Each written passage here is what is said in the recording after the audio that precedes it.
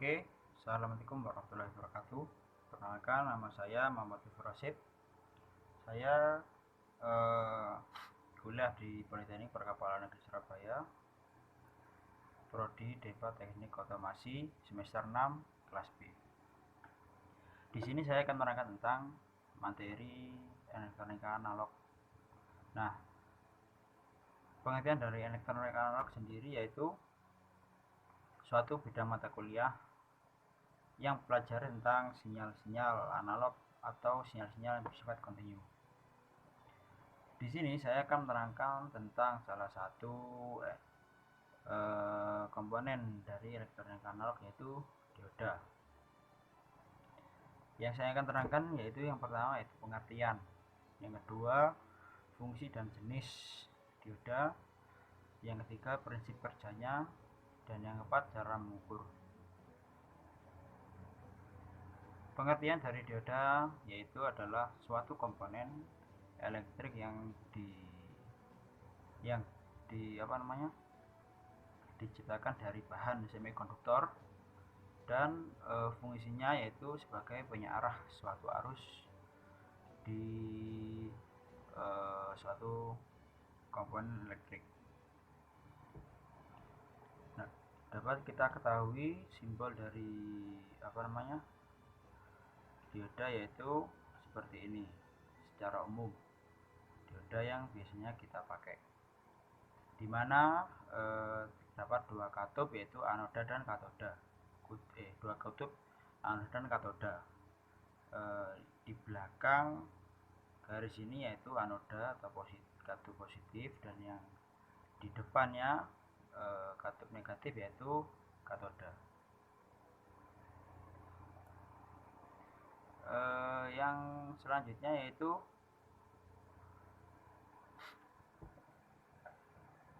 fungsi dan jenis ya.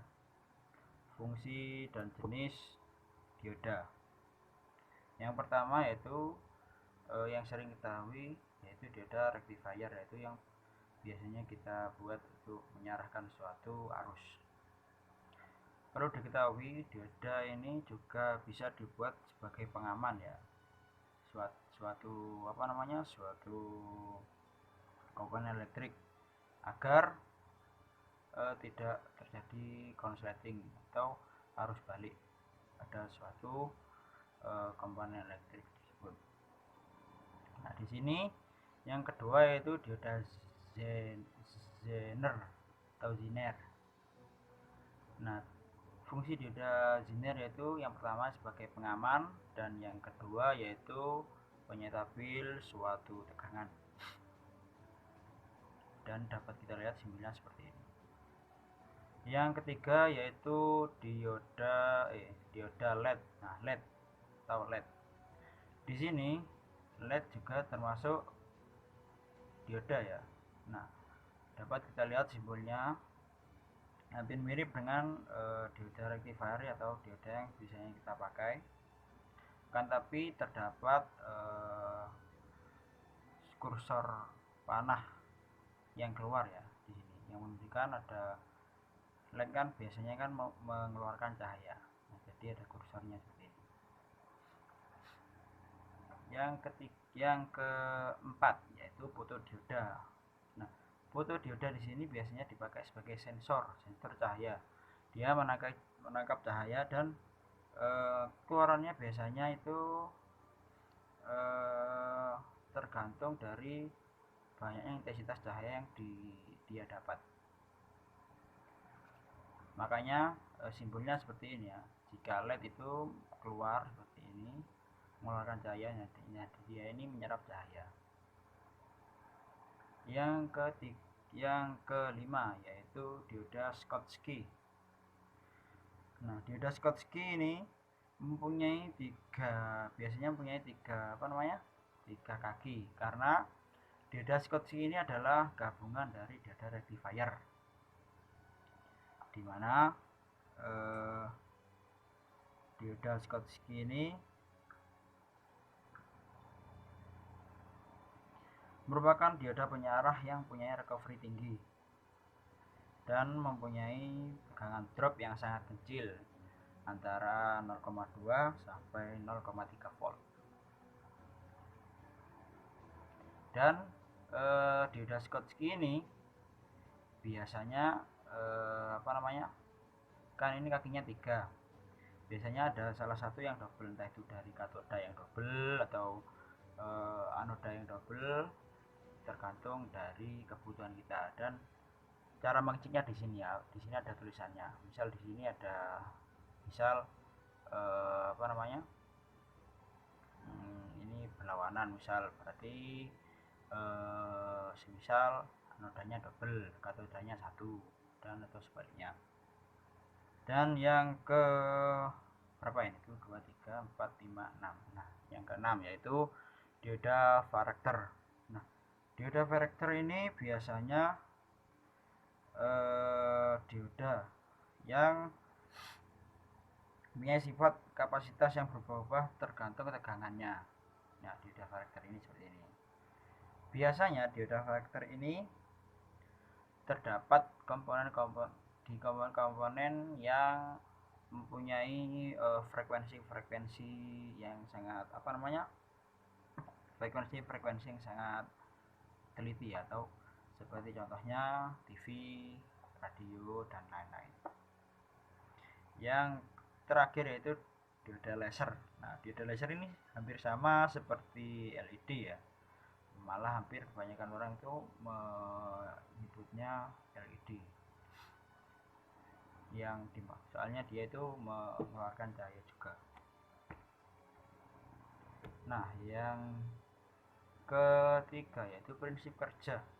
Nah, prinsip kerja dioda yaitu kan penyiarah. Nah, dapat kita lihat ini adalah dua gambar cara pemasangan dioda yang benar dan salah. Nah, jika dioda itu benar, ini kan mengarah dari power supply ke positif ini, harusnya kan berjalan. Nah, keluarnya dari terus katoda dan menuju lampu, maka lampunya hidup. Nah, jika kita lihat di gambar yang satunya, dari katoda power supply positif ini kan berjalan, nah kan tapi keluarnya anoda, masuknya di katoda. Kenapa lampunya tidak bisa hidup? Karena prinsip dioda yaitu penyearah kan. Nah, ini disearahkan, dan akan tapi arus dari power supply yang negatif ini tidak bisa masuk atau kembali lagi karena ditahan. Fungsinya itu garis lurus ini seperti gerbang ya, bisa masuk tapi tidak bisa keluar, seperti itu. Nah, yang terakhir yaitu cara mengecek dioda itu berfungsi baik atau masih berfungsi dan tidak bocor. Kita bisa menggunakan alat ukur yaitu multimeter, bisa multimeter analog atau bisa multimeter digital, dimana katup yang positif pada multimeter itu disambungkan ke anoda, dan yang negatif atau yang biasanya disambungkan ke katoda. Jika dioda tersebut berfungsi, maka layar pada multimeter akan berubah, misal jadi mulai dari 0 menjadi 0,64 atau dan yang lain-lain, bisa lebih tinggi dan bisa lebih rendah kecuali 0,1. Nah, jika misal pas dites seperti ini arusnya tidak muncul, nah berarti dioda ini bisa dikategorikan rusak. Nah, gambar yang satunya, kenapa ini sinyalnya nilai resistensinya tidak muncul? Karena cara ngeceknya kita salah, dimana kutub negatif itu pada ini multimeter di anoda, dan kutub positif di katoda disambungkan pada kutub positif pada multimeter disambungkan pada katoda. Nah, akan tapi jika pas disambungkan seperti ini ada misal keluar resistansi yang seperti ini ya, gambar yang satunya, maka dioda ini bisa dikategorikan rusak atau sudah bocor. Berikut penjelasan dari saya akhiri. Wassalamualaikum warahmatullahi wabarakatuh.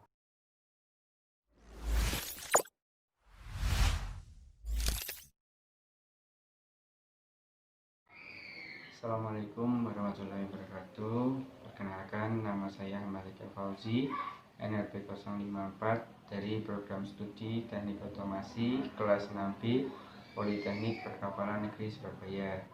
Di video kali ini saya akan membuat video tentang penjelasan atau hasil review saya dari materi yang telah dijelaskan oleh Bapak Ibu dosen pada semester 1, 2, dan 3 tentang elektronika, dan lebih tepatnya lagi yaitu elektronika analog. Nah, di sini saya telah membuat PowerPoint yang isinya review materi yang telah dijelaskan oleh Bapak dosen pada semester 1, 2, dan 3 tentang elektronika, dan lebih tepatnya lagi yaitu tentang elektronika analog.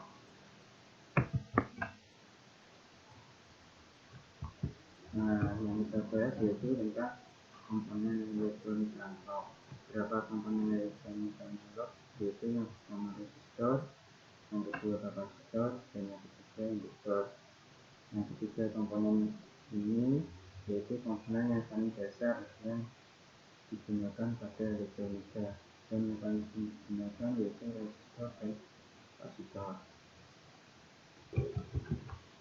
Nah, resistor adalah komponen dasar elektronika yang digunakan untuk berfungsi contoh arus yang mengalir dalam suatu rangkaian. Satuan resistansi dari suatu resistor disebut ohm atau dilambangkan dengan ohmega. Resistor sendiri semakin besar resistansinya, semakin besar pula dalam menggambar arus yang mengalir. Karakteristik dari resistor sendiri yaitu berdasarkan harga resistansinya, dan yang kedua dari rating dayanya yang memiliki peran sendiri. Dan ini adalah simbol dari resistor. Ini adalah simbol resistor pada aplikasi simulasi. Jadi contohnya pada 3 Proteus. Nah, ini adalah bentuk asli dari resistor yang jenis elektronika. Ini adalah resistor yang bentuk dari karbon, dan ini resistor yang terbuat dari karbon film, dan ini resistor yang terbuat dari nikel film.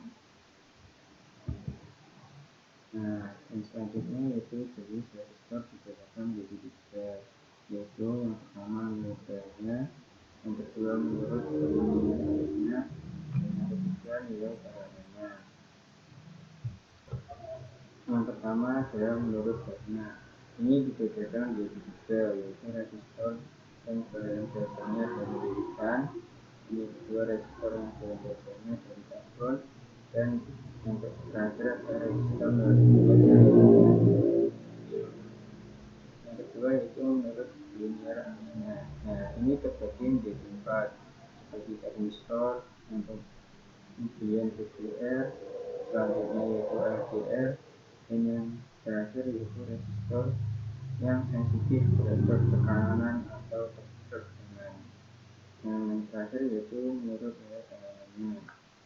Nah, ini terbagi menjadi 2, resistor dengan nilai tetap, dan yang kedua yaitu resistor dengan nilai yang berubah atau biasa disebut dengan resistor variabel. Nah, selanjutnya yaitu kapasitor. Kapasitor atau kondensator adalah suatu komponen listrik yang dapat menyimpan muatan listrik. Kapasitas kapasitor yaitu dalam farad. 1 farad sama dengan 100 mikrofarad, sama dengan 109 nanofarad, dan yang paling kecil yaitu 1012 mikrofarad. Nah, kapasitor memiliki nama lain yaitu kondensator. Karakteristik dari kapasitor yaitu dapat menyimpan tenaga listrik dalam suatu medan elektrostatik. Jadi kapasitor sendiri dapat menyimpan tekanan sebelum dilanjutkan ke komponen yang lainnya. Nah, ini ada beberapa simbol dan juga jenis dari kapasitor. Jenis kapasitor keramik, kapasitor polister, kapasitor kertas, dan kapasitor nikah memiliki simbol yang sama. dan kapasitor elektronik memiliki simbol yang berbeda dengan keempat jenis komponen keramik, resistor, resistor, dan baterai. Nah, selanjutnya yaitu jenis kapasitor dibedakan menjadi dua, yaitu yang pertama menurut nilai kapasitansinya dan yang kedua menurut bahan dasar dari kapasitor. Menurut nilai kapasitansinya terbagi menjadi dua, yaitu dapat berubah-ubah atau kapasitor variabel, dan yang kedua yaitu kapasitor tetap. Yang kedua menurut bahan dasar dari kapasitor.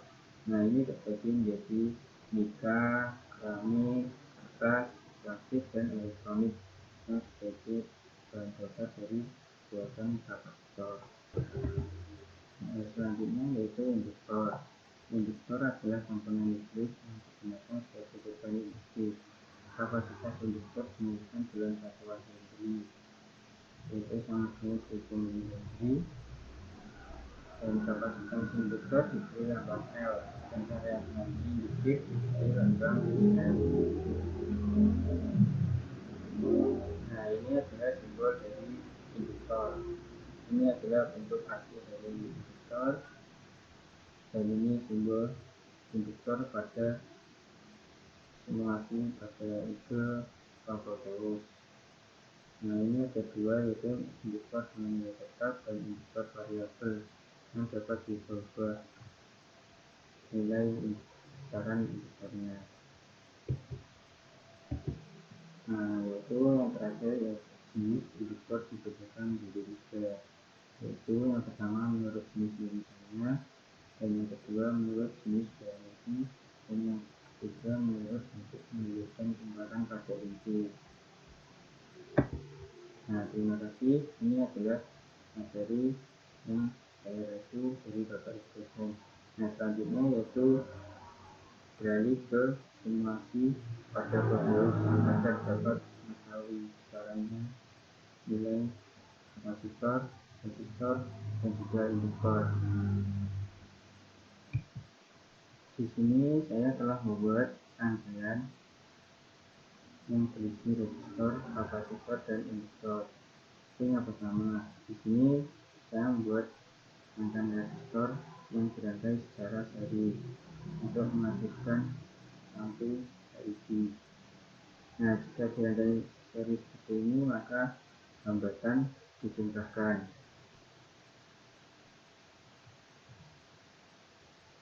Nah, di sini kan baterainya 12 volt, maka berkurang karena adanya nilai hambatan pada resistor. Selanjutnya yaitu, nah ini rangkaian resistor saya buat paralel. Dan kalau paralel, maka nilai resistansinya dijadikan 1 per rangkaian paralel tersebut, nilai resistansinya ini. Nah, ini kan berkurang dari 12 volt menjadi 2,46 karena adanya resistor yang dirangkai secara paralel.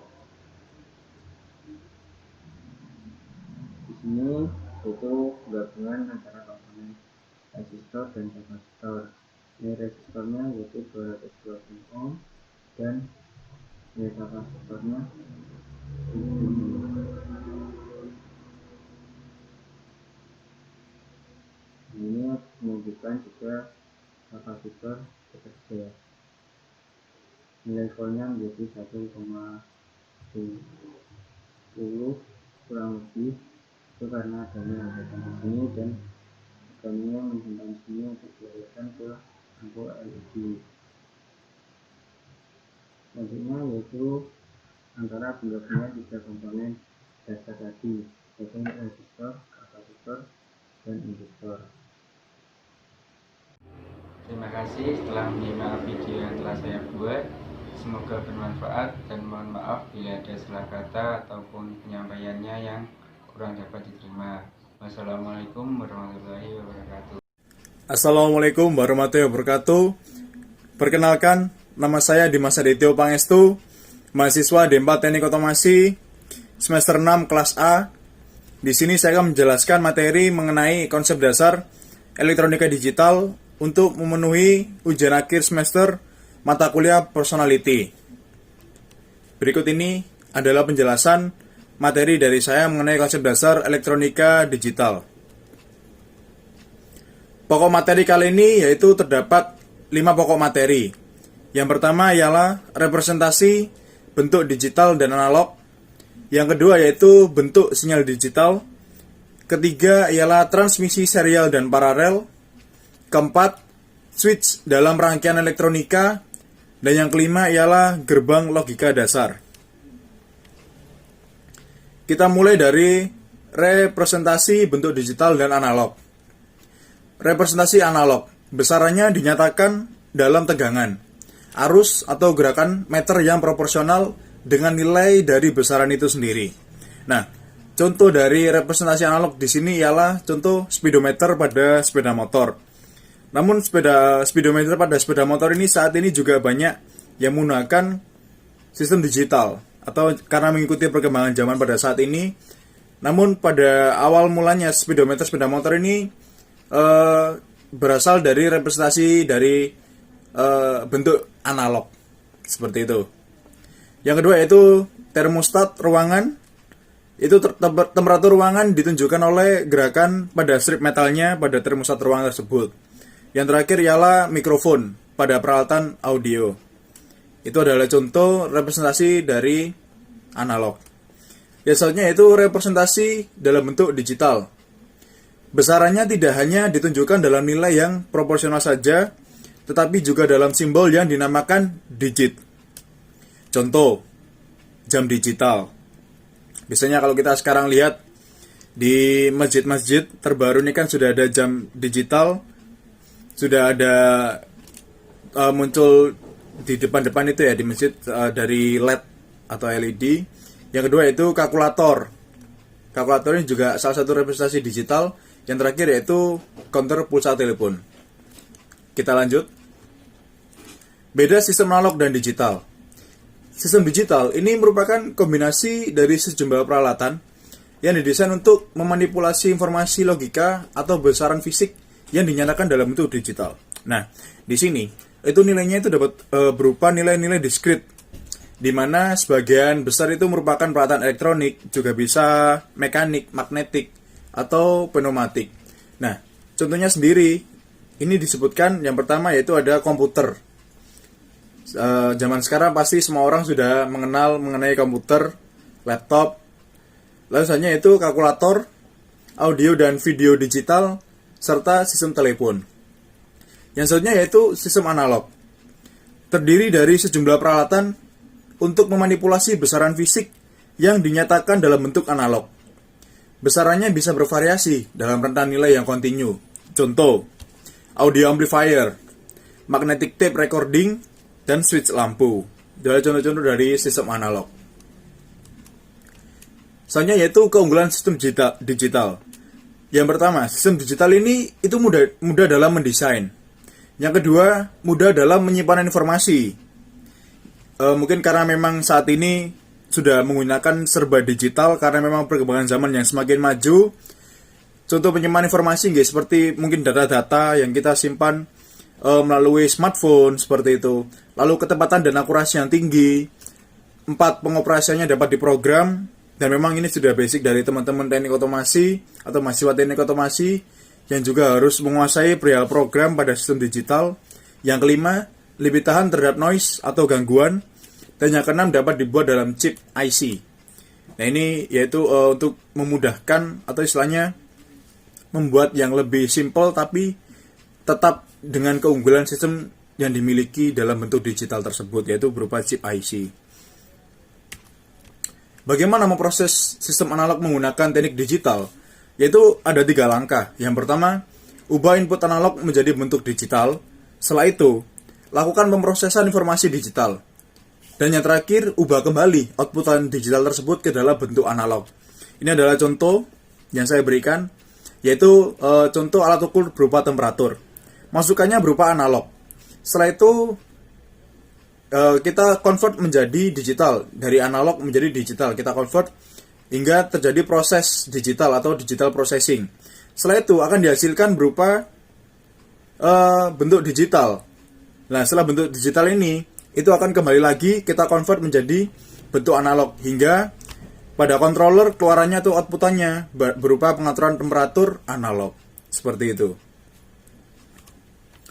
Ini adalah bentuk sinyal digital. Yang berikut ini adalah bentuk sinyal digital alokasi tegangan dalam sistem digital, dan yang sebelah sini ini adalah timing diagram sinyal digital. Transmisi serial dan paralel.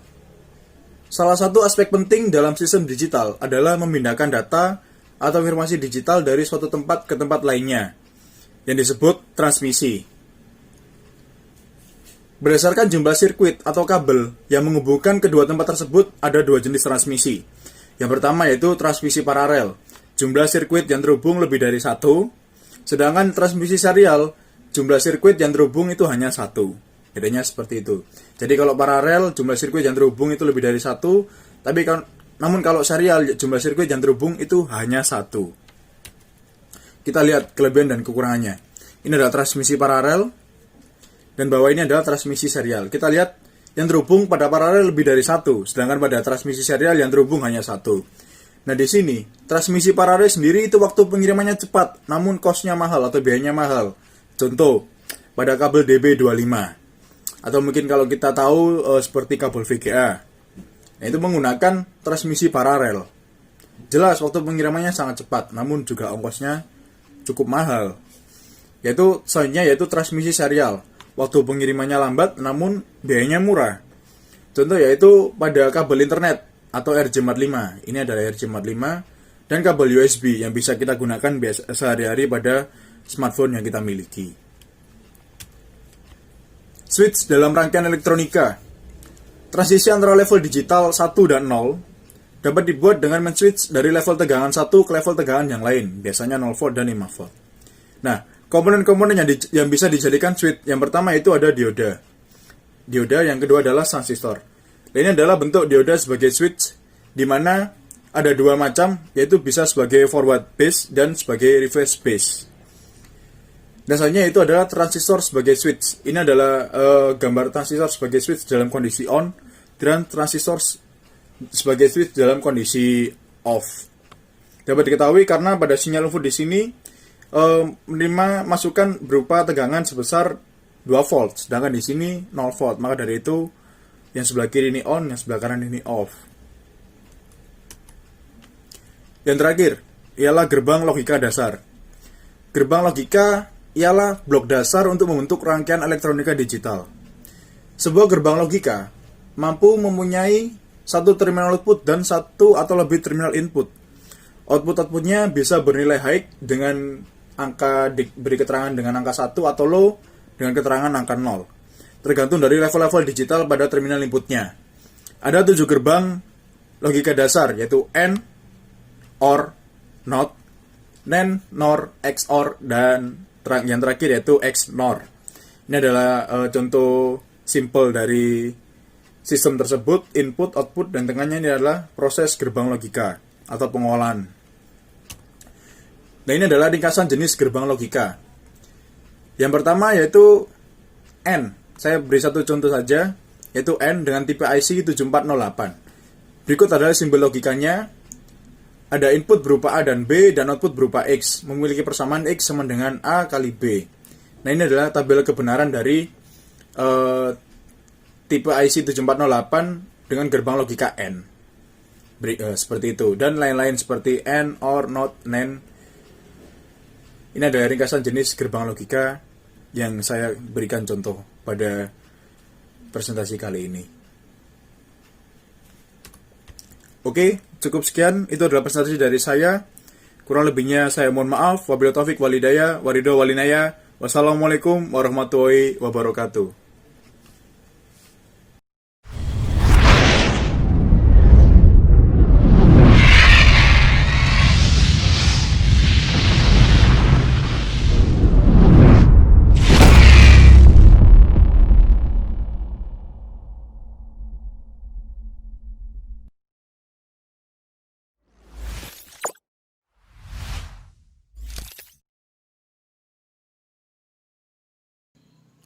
Assalamualaikum warahmatullahi wabarakatuh. Perkenalkan, nama saya Bonanza Jaksana, NRP 04 dari Politeknik Perkapalan Negeri Surabaya. Di sini saya akan mereview satu topik dari mata kuliah Elektronika Digital yang dipimpin oleh Bapak Lilis Bianto, yaitu sistem bilangan. Langsung saja. Yang pertama ada pengertian dari sistem bilangan. Sistem bilangan atau number system adalah suatu cara untuk mewakili besaran dari suatu hitung fisik. Sistem bilangan menggunakan suatu bilangan dasar atau basis yang disebut radik yang tertentu. Kemudian dalam hubungannya dengan komputer ada 4 jenis sistem bilangan. Yang pertama adalah bilangan desimal atau biasa kita sebut dengan basis 10. Kemudian ada bilangan biner atau yang disebut basis 2, ada bilangan oktal atau basis 8, dan bilangan heksadesimal atau basis 16. Yang pertama ada bilangan desimal. Bilangan desimal adalah bilangan yang paling umum atau paling sering kita temui di kehidupan sehari-hari. Sistem bilangan ini menggunakan basis 10 atau menggunakan 10 macam bilangan, yaitu 0, 1, 2, 3, 4, 5, 6, 7, 8, dan 9. Sistem bilangan desimal dapat berupa integer desimal atau desimal integer, dan dapat juga berupa pecahan desimal atau decimal fraction. Yang kedua ada bilangan biner. Bilangan biner atau kita sebut biasa basis 2 adalah sistem bilangan yang hanya terdiri dari 2 simbol, yaitu 0 dan 1. Bilangan biner ini dipopulerkan oleh John dan Neumann. Contohnya menggunakan bilangan biner agar bisa saling berkomunikasi antara komponen, hardware maupun antar sesama komputer. Karena komputer hanya menggunakan bahasa mesin, yaitu apabila komputer mendapatkan sinyal listrik, maka komputer bernilai 1. Kemudian apabila komputer tidak mendapatkan sinyal listrik, komputer tersebut bernilai 0. Kemudian yang ketiga ada bilangan oktal. Sistem bilangan oktal adalah suatu sistem atau cara menghitung bilangan dengan menggunakan 8 simbol angka, yaitu 0, 1, 2, 3, 4, 5, 6, dan 7. Bilangan ini sering disebut dengan sistem bilangan berbasis atau radik 8. Sistem bilangan oktal digunakan sebagai alternatif untuk menyederhanakan sistem pengkodean biner karena 8 sama dengan 2 pangkat 3. Maka 1 digit oktal dapat mewakili 3 digit biner. Kemudian yang keempat atau yang terakhir ada bilangan heksadesimal atau yang biasa kita sebut dengan basis 16. Heksa berarti 6 dan desimal berarti 10. Ada jenis sistem bilangan yang terdiri dari 16 simbol, yaitu 0, 1, 2, 3, 4, 5, 6, 7, 8, 9. Kemudian 10 atau A, dan 11 atau B, kemudian 12 C, 13 atau D, 14 disebut E, dan yang terakhir ada 15 atau F. Berbeda dengan ketiga sistem bilangan yang telah dibahas sebelumnya, sistem bilangan heksadesimal memasukkan 2 unsur, yaitu angka dan huruf. Konversi bilangan. Jadi setelah 4 bilangan tadi itu bisa kita konversikan antara bilangan satu dengan bilangan yang lain. Jadi di sini ada konversi bilangan. Konversi bilangan adalah proses mengubah bentuk bilangan satu ke bentuk bilangan lain yang memiliki nilai yang sama. Misalkan, nilai bilangan desimal 12 memiliki nilai yang sama dengan bilangan oktal 15. Nilai bilangan biner 101000 memiliki nilai yang sama dengan 24 dalam oktal, dan seterusnya. Lebih jelasnya mari simak penjelasan saya berikut ini. Ini adalah konversi bilangan. Contoh, kita memiliki bilangan desimal 124. Ini sama dengan bilangan biner 0111100 dan sama dengan bilangan oktal 174 dan heksadesimal 7C. Di sini saya jelaskan, di sini ada bilangan biner 011111100.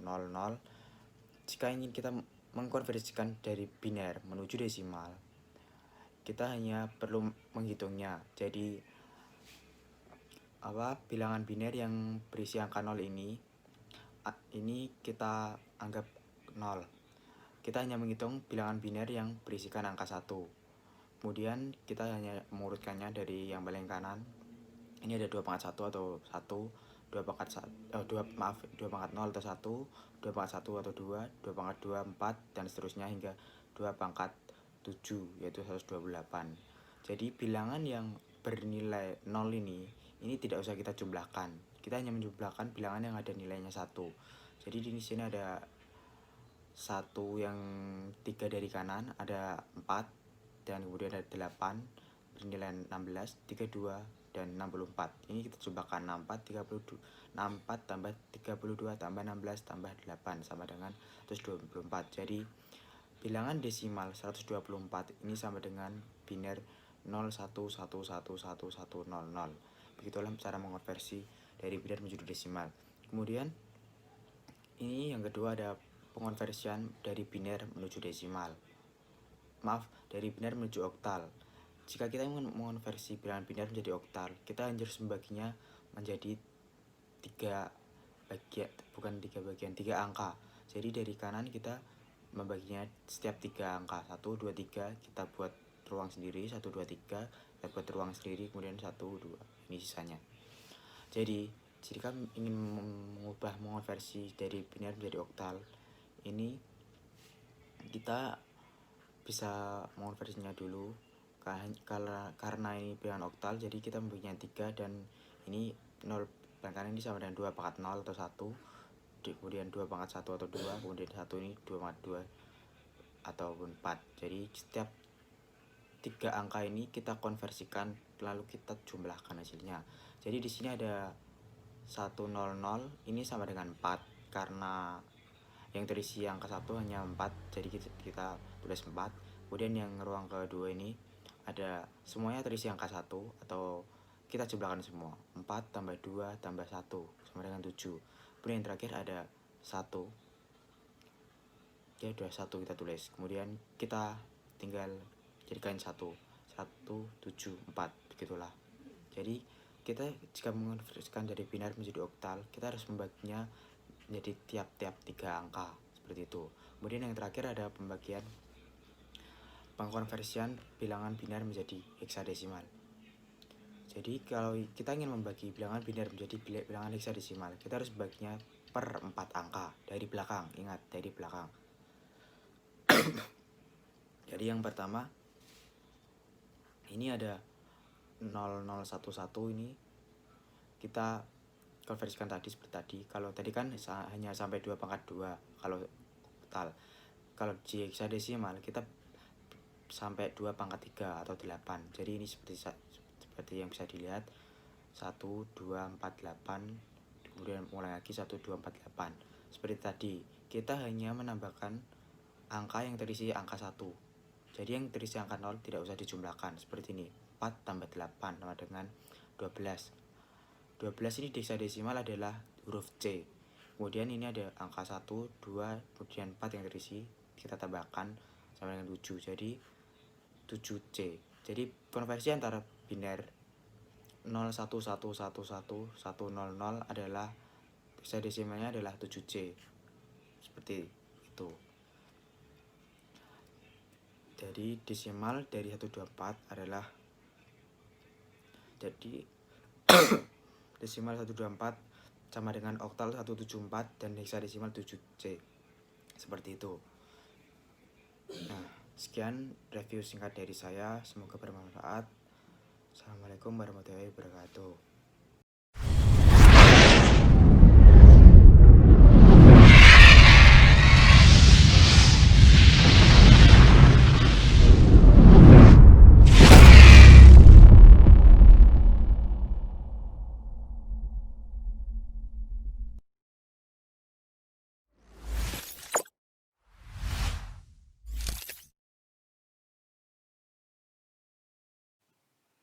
Assalamualaikum warahmatullahi wabarakatuh. Perkenalkan, nama saya Muhammad Rifki Riza Zuhdi dari program studi Teknik Otomasi 2017. Di sini saya akan melakukan review materi dari mata kuliah elektronika terapan yang saya dapatkan pada semester sebelumnya.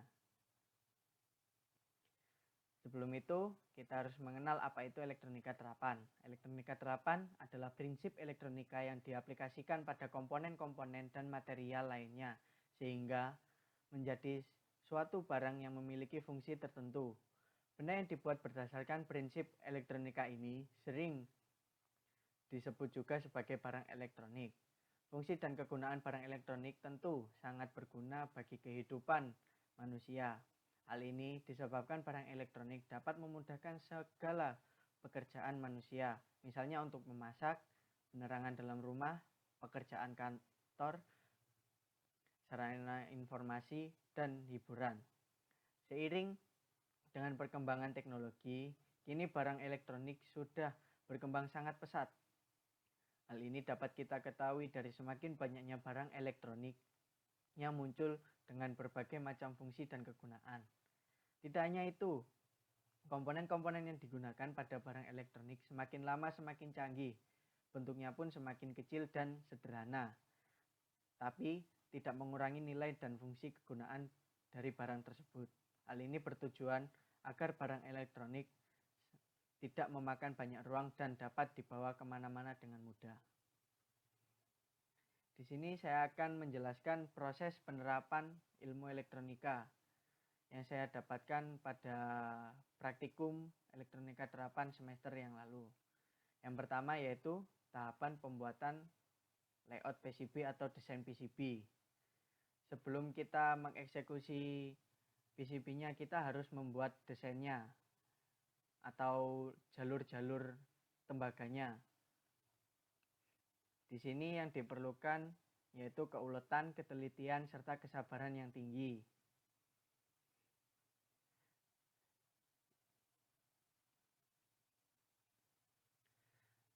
Cara pembuatan layout pada PCB yaitu dibagi dua. Yang pertama manual. Manual dapat menggunakan spidol permanen atau cetakan pada kertas sablon. Alat yang digunakan pada cara manual yaitu PCB polos, gergaji besi, pensil, penghapus atau amplas halus, spidol permanen, penggaris. Proses pembuatannya dapat dibaca pada slide berikut. Yang kedua yaitu cara sablon atau cara sablon ini memakai aplikasi untuk mendesainnya. Yaitu pembuatannya biasanya menggunakan aplikasi Express PCB, Eagle, Proteus, PCB Wizard. Alat dan bahan tidak berbeda jauh dengan cara manual. Proses pembuatannya dapat dibaca pada slide berikut.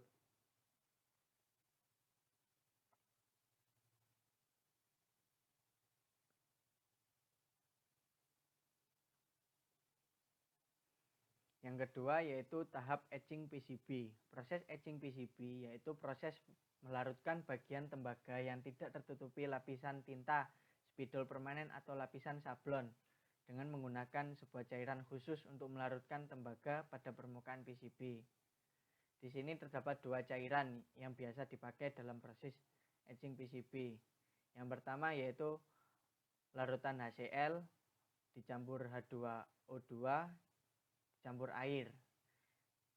Yang kedua yaitu larutan ferric klorid dan air panas. Etching menggunakan larutan HCl, H2O2 dan air. Itu etching yang pertama. Alat dan bahan PCB yang sudah diberi layout manual atau sablon, wadah plastik, sarung tangan karet untuk melindungi tangan kita dari zat kimia, masker untuk melindungi pernafasan kita. Selanjutnya yaitu cairan-cairan yang dibutuhkan HCl, H2O2 dan air. Selanjutnya lotion anti nyamuk atau amplas halus. Langkah etching PCB-nya dapat dibaca pada slide berikut ini. Kelebihan larutan HCl, H2O2 dan air yaitu tembaga lebih cepat larut. Tidak perlu digoyang-goyang saat etching. Kekurangannya memerlukan izin untuk membeli larutan HCl dan H2O2 karena merupakan cairan kimia yang cukup berbahaya. Baunya yang menyengat dan mengeluarkan gas yang perih di mata. Disarankan menggunakan kacamata safety juga. Cara etching yang kedua yaitu menggunakan ferric chloride dan air panas. Alat dan bahan yang digunakan tidak jauh berbeda. Bedanya hanya pada larutan yang digunakan, yaitu ferric chloride dan air panas. Langkah etching PCB-nya bisa dibaca pada slide berikut.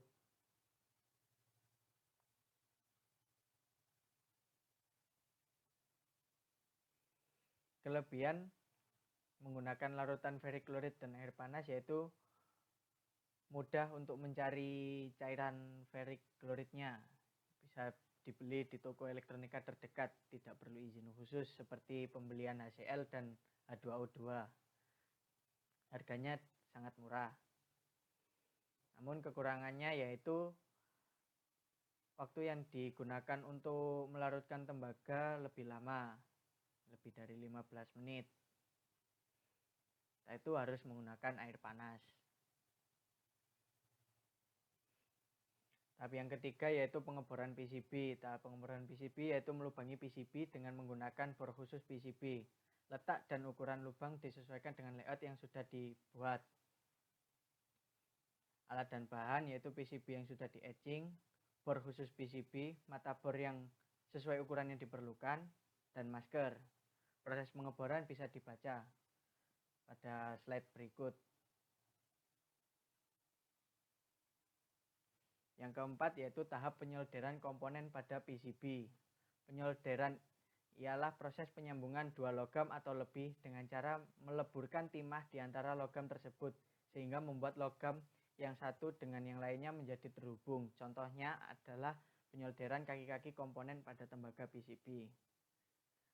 Alat dan bahan: PCB yang sudah dibor, solder, timah, arpus untuk membersihkan ujung solder yang kotor,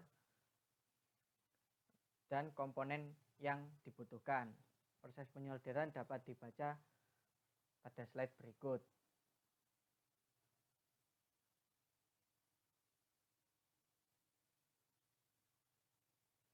Di sini juga ditampilkan gambar cara menyolder yang benar.